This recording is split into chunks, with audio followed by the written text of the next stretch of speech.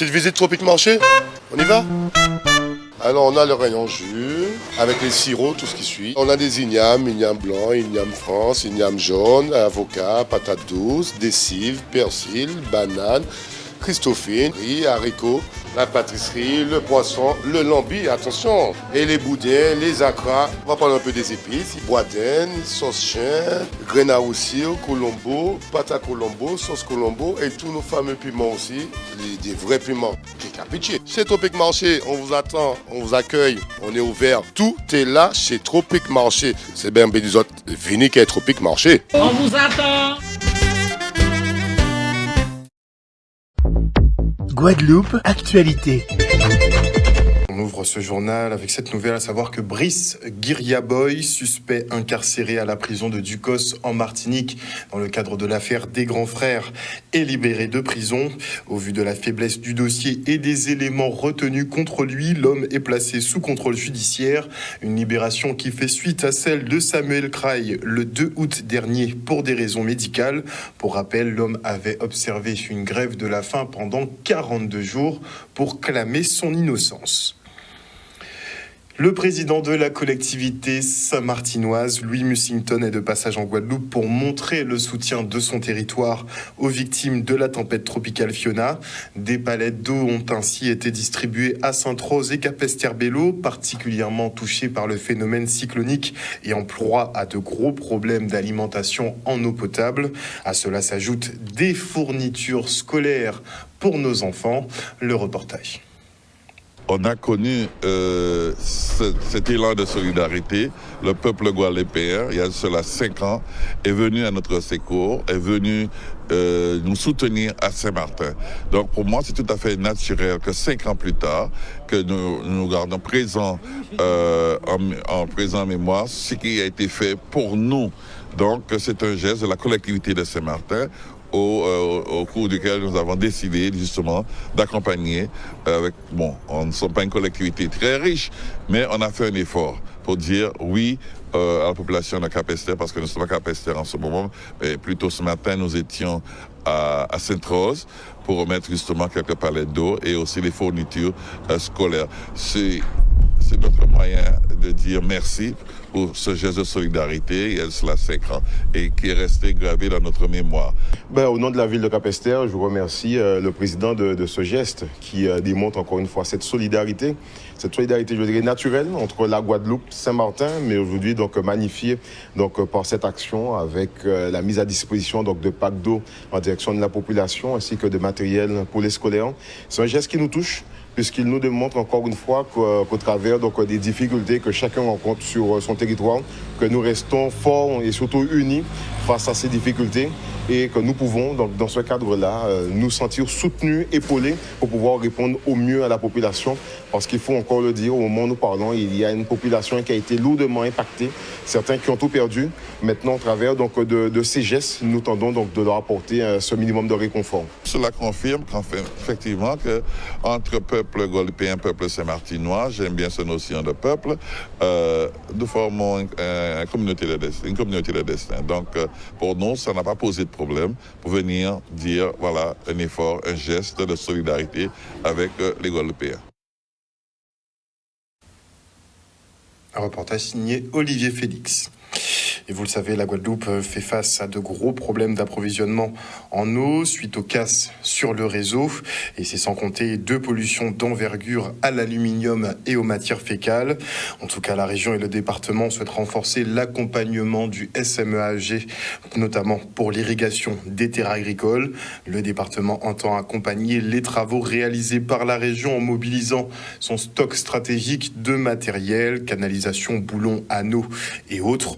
Un prêt d'une valeur de 200 000 € qui devrait permettre également la réalisation d'un chantier d'urgence pour le rétablissement du réseau d'eau potable, notamment sur les conduites de transfert depuis les compteurs de sortie des unités de Bellocado vers les réseaux de distribution.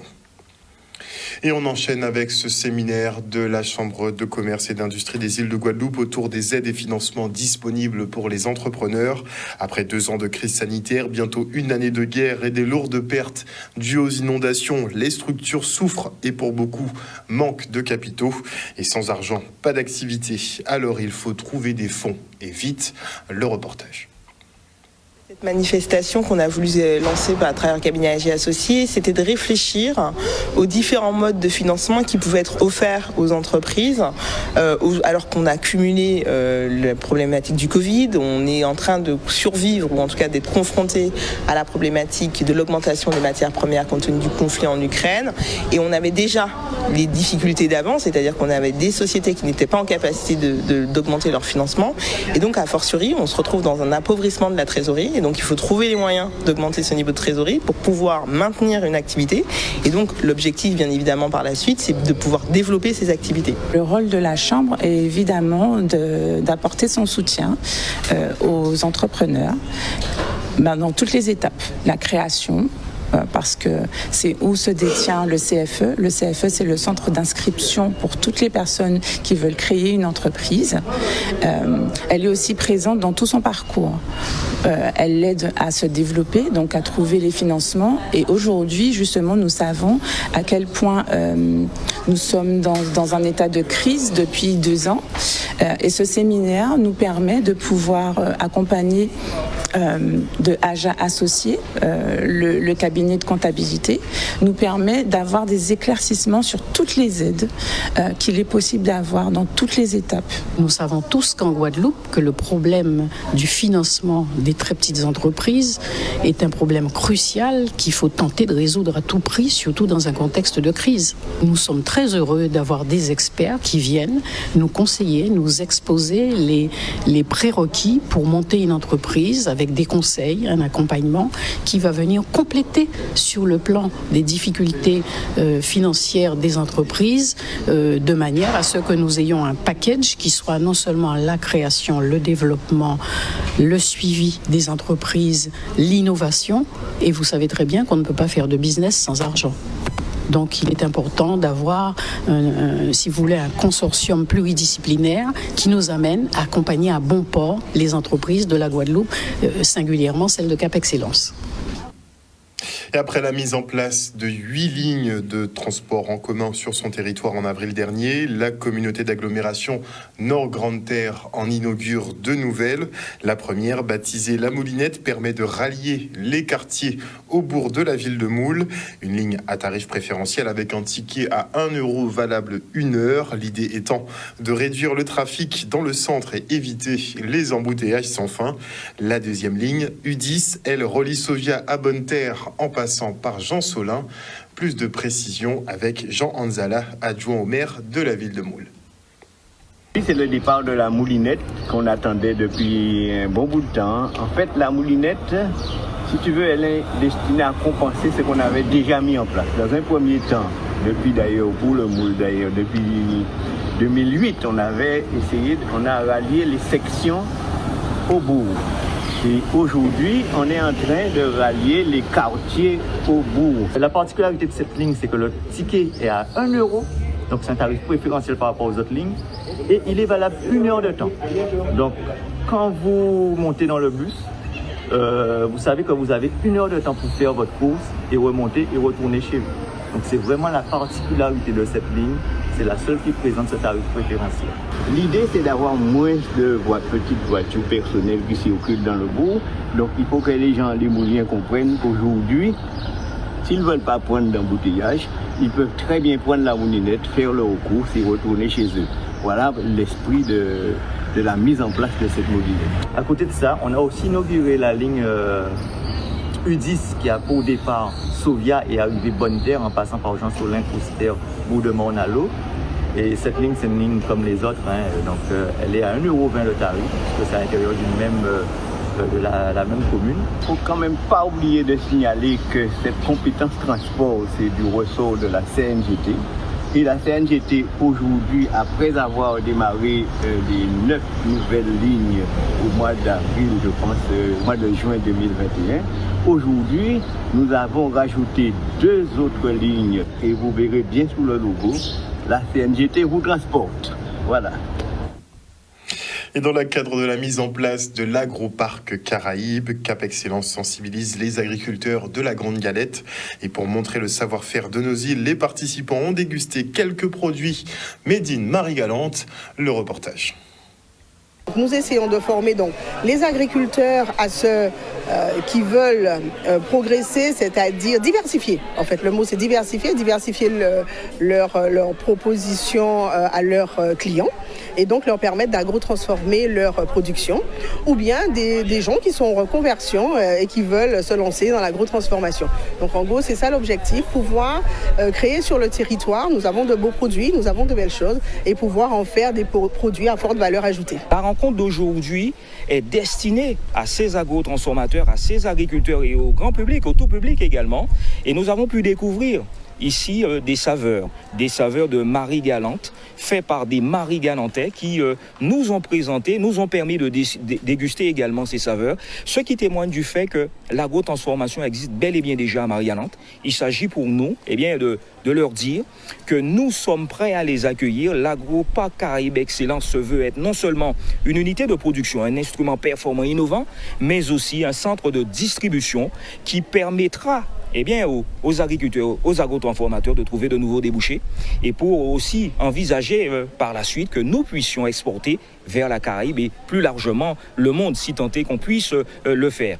Et donc, nous sommes contents puisque nous avons été accueillis magistralement, je dois le dire, par la communauté des communes. Je remercie donc Madame Marie-Zette Zoll, je remercie également les autres communes de Marie-Galante, je remercie les partenaires aujourd'hui qui nous accompagnent, l'ADI, la Chambre d'agriculture, le syndicat des jeunes agriculteurs, il y a aussi la Clé, l'association La Clé, et tout cela en symbiose avec cette idée que nous avons tous, que nous devons être capables aujourd'hui de créer un instrument nous permettant d'envisager plus sereinement notre propre devenir. Je pense que c'est un très bel outil en Guadeloupe, au service des Guadeloupéens, afin de permettre à des jeunes et des moins jeunes de pouvoir s'installer sans trop de difficultés, parce que le premier frein, c'est l'argent, c'est de pouvoir acheter le matériel pour pouvoir agro-transformer. Et donc dans l'agroparc, avec ces 14 unités, on va dire ces 14 labos, donc j'espère que chacun y trouvera son compte et les gens qui rentreront nous feront de très belles surprises à l'international, pourquoi pas.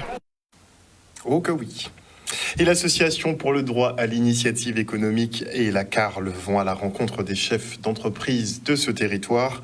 L'objectif, les inciter à faire appel à l'ADI pour leur prêter main forte en termes de communication, de gestion de projet, de démarches administratives ou encore de conseils financiers et juridiques. Le reste en images. L'accompagnement est très très important pour nous. C'est clair qu'on n'est vraiment pas dans un processus de financement et de laisser les entrepreneurs dans la nature, en fait, tout simplement. Il faut vraiment les accompagner avant, pendant et après le financement pour que les entreprises soient pérennes. Donc on a un taux de pérennité qui est quand même assez satisfaisant. On voit qu'à 3 ans, on a 93% de nos entreprises, de nos entrepreneurs qu'on a accompagnés et financés qui sont toujours là, qui sont toujours en activité. Et c'est vraiment ça le but, c'est que les entrepreneurs soient indépendants et volent de leurs propres ailes. Être entrepreneur, c'est un véritable métier. C'est quelque chose de très compliqué. Ils sont très méritants déjà d'avoir passé ce cap de ne plus être salariés, d'avoir créé une activité. Donc, ils se trouvent seuls, ils sont esselés. Donc, il s'agit pour nous de mettre à leur disposition, à titre gracieux, bien entendu, des expertises qui les accompagnent, tant d'un point de vue communication, administratif, gestion, juridique et bien sûr finance. Il faut savoir quand même que quand on est jeune entrepreneur, il faut un départ financier et que c'est vraiment pas évident. Nous avons cette chance d'avoir cette structure en Guadeloupe, aux Antilles, et il faut véritablement les contacter, monter un dossier avec eux pour pouvoir fonctionner et pouvoir répondre à toutes les demandes de montage d'entreprise, que ce soit payer les factures, acheter les fournitures, tout ce qu'on a besoin pour fonctionner. Oui, ça m'a aidé quand même dans mon activité, parce que j'ai pu acheter tout le matériel de sécurité avec, rénover un peu le bateau. Donc ça m'a bien aidé pour le financement. Oui. La DIM m'a aidé à renouveler parce que par rapport au confinement, tout ce qui s'est passé, il n'y avait pas vraiment grand-chose. Mais avec l'aide de la DIM, ça m'a permis de mettre d'autres articles, de nouveaux articles qui a attiré plus les clients. Comme vous le savez, l'objet même de la DIM, c'est cela, c'est aider à monter, aider à une entreprise, une petite entreprise à se monter, à faire ses premiers pas pour un petit peu après voler de ses propres ailes. Je recommande vraiment de faire appel à toutes ces structures pour pouvoir monter un projet, exister et être heureux pleinement dans ce qu'on entreprend.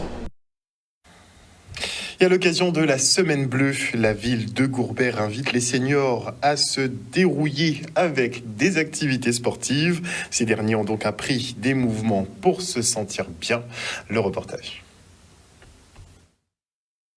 Nous avons pensé à nos aînés de Gourbert, en EHPAD ou à la maison, mais cette manifestation que nous avons envie de faire avec la population, elle n'est pas seulement pour les seniors, parce que les seniors, c'est le moteur, les seniors sont le moteur de Gourbert, de la Guadeloupe. Et si nous pouvions avoir aussi un public intergénérationnel, ce serait très bien. Ça montrerait le partage et l'élan de solidarité de toute la population. Vraiment, je suis tout à fait satisfait parce que... Mais l'important, je crois que c'est bien retenir les mouvements afin de pouvoir le faire à la maison. Il n'y a pas d'âge. Parce que le sport, c'est la santé.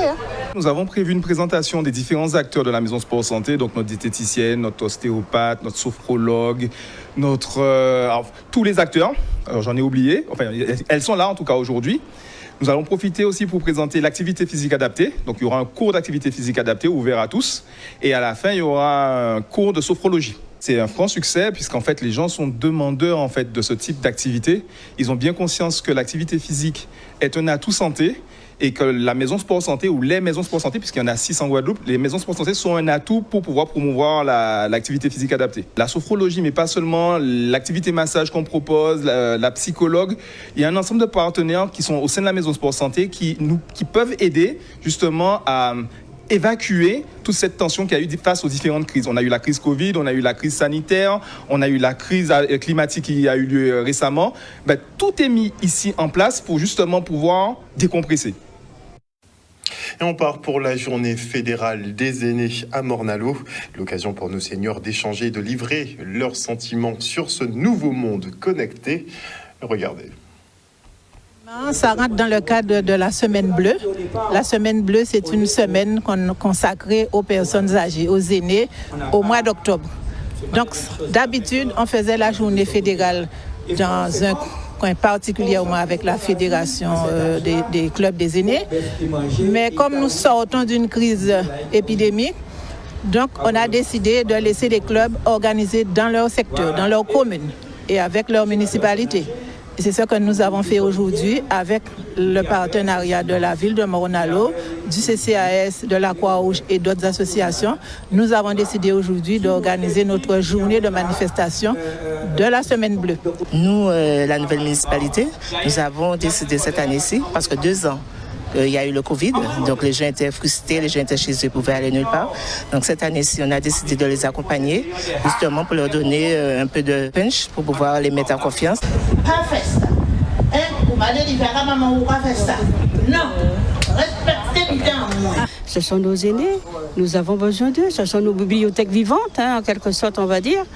Sans eux, nous ne serions jamais ce que nous sommes. Et quand nous devons bien entendu retourner à la source, avoir des informations qui nous sont nécessaires, nous revenons les voir puisque bien entendu ils détiennent le secret.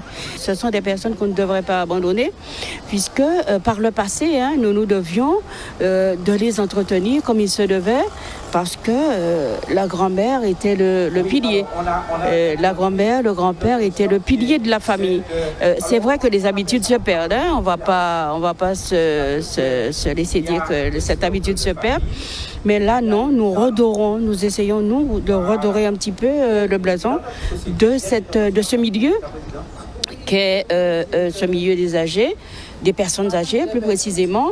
Et si nous fallait recommencer, nous recommencerons encore l'année prochaine au même titre, avec les mêmes personnes. Moi, si mon moi, il y a venir à casa moins, il y a fait bitan moins. À l'internet, venir là, on a commencé par internet. Après laisse-moi dire, internet est venu à la mode. Mamie pas habité avec internet. Quand on fait pas mamie. Mamie un jour je viendrai, je vais te montrer. Si mon a venu, il prend temps, il montre moi c'est on pas enregistré tout. On dit bon, on prend petit goutte. On dit de temps en temps, tu viendras et mamie qui fait si mamie, allez mamie doit débrouiller moi avec internet, mais on va essayer de faire le maximum. Et on souhaite maintenant un joyeux anniversaire à Madame Tité qui célèbre son 100e anniversaire. Un jour de fête en présence de ses enfants, petits et arrière-petits-enfants qu'elle a accompagnés et conseillés tout au long de leur vie. Tiens. Et pour effectivement tenir aussi longtemps, visiblement, elle s'est abstenue de manger de la viande. Regardez. J'ai pas les mots. J'ai pas les mots parce que mamie... franchement, elle est vivace. Elle est très, très, très, très vivace. Et c'est une personne, comme je disais tout à l'heure, qui nous donne beaucoup, beaucoup de conseils sur n'importe quoi. Quand on l'appelle, on lui dit « Mamie, j'ai mal au ventre », elle a déjà le truc, elle te dit le remède. Et elle te l'envoie en plus, le remède. Donc du coup, je sais pas, mamie, c'est... J'ai envie de dire, c'est une femme formidable. Elle a 100 ans, quoi. C'est quelque chose. Je remercie à tous les saints, je remercie à tous les amis, et je recevrai toute la famille. C'est un grand moment pour la ville de Sainte-Anne d'accueillir un centenaire. 2022, ça fait 6e anniversaire, 6e centenaire. Donc ça veut dire qu'à Sainte-Anne, on vieillit bien. Je pense que l'honneur pour nous, c'est d'accompagner ces personnes âgées. Je pense que l'accompagnement dans la politique sociale et de personnes âgées que nous menons sur le territoire, c'est une très bonne politique et nous devons continuer effectivement à mener une politique positive pour ces personnes âgées. Une mamie bienveillante, une mamie qui nous a toujours conseillé par contre. Toujours conseillé surtout et qui d'ailleurs aimerait vivre encore assez longtemps pour nous voir tous mariés. Je ne mange pas de viande puisque je veux la santé. Je ne pourrais pas manger beaucoup de viande. Enfin, j'ai vu très très bien à la maison, et ma fille et mon fils. Très bien, 100 ans, moi. En vrai, Christ-centenaire. En vrai, merci. En vrai, Christ-centenaire. Outremernews.fr, le site de l'actualité Outre-mer, 24 heures sur 24 et 7 jours sur 7. Retrouvez la chaîne Outremer News sur YouTube.